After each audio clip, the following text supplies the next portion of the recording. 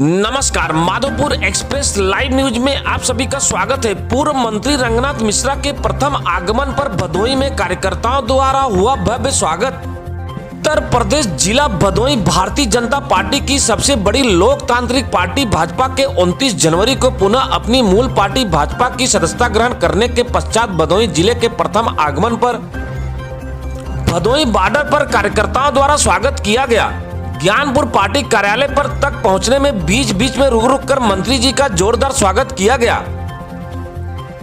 वहीं पार्टी कार्यालय पर उन्होंने अपने आप को उस कमी को बताया जो कि महसूस हो रही थी वह पूर्ण हुई। निश्चित रूप से शिष्टाचार, सदाचार और संस्कार भाजपा में ही जीवित है। भारतीय जनता पार्टी को मैंने अपने हाथों से तब तक के बनारस जिले सींचा था और अब भदोही जिले में अपने इस घर को पूर्ण रूप से मजबूत करूंगा।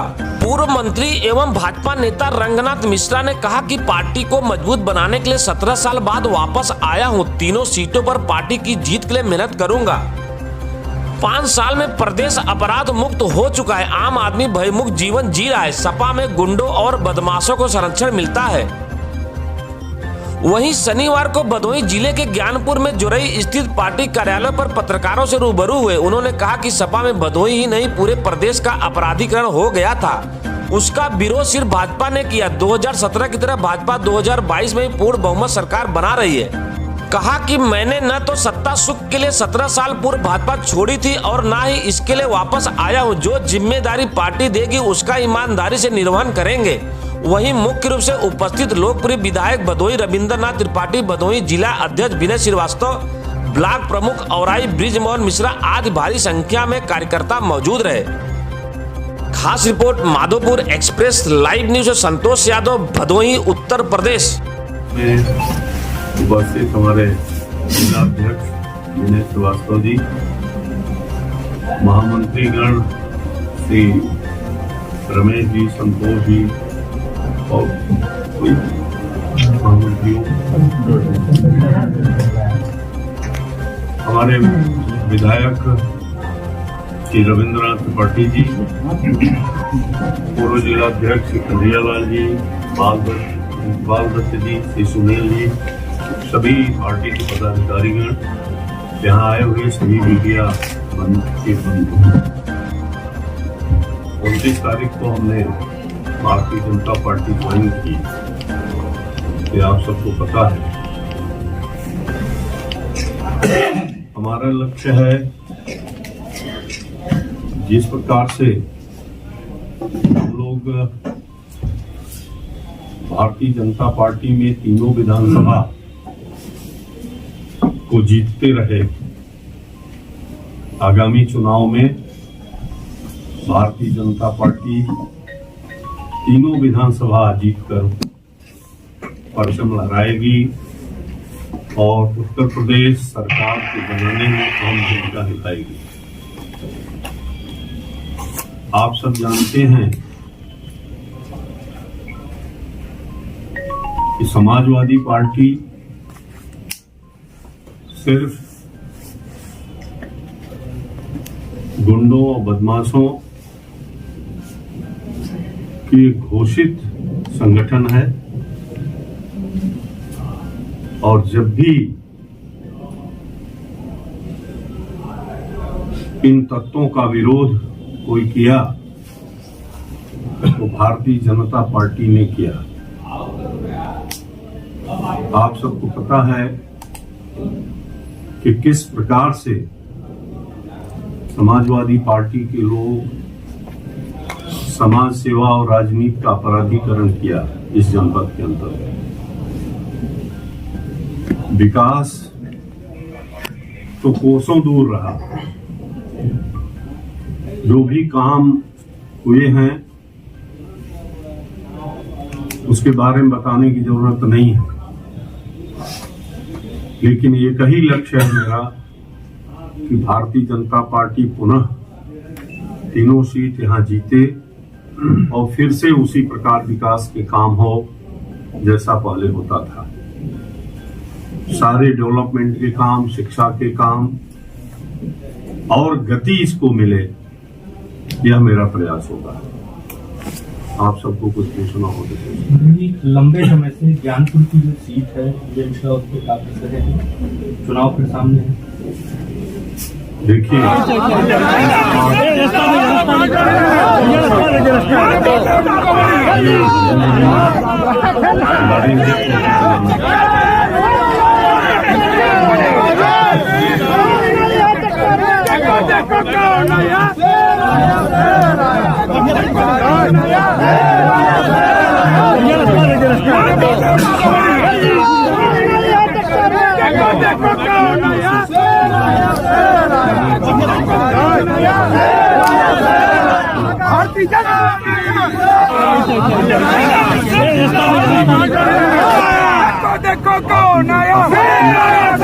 मैं ही ज्वाइन करना चाहता था। लोग मुझसे संपर्क भी किए थे, लेकिन आप सब जानते हैं कि माफियाओं की लड़ाई की वजह से मेरे ऊपर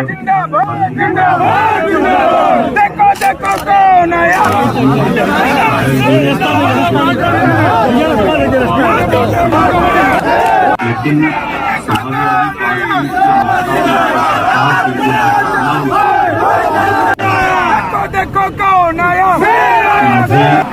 मेरठ जेल में रखा गया। मेरे ऊपर 2012 के पहले एक भी मुकदमे नहीं थे, जबकि मैं आधा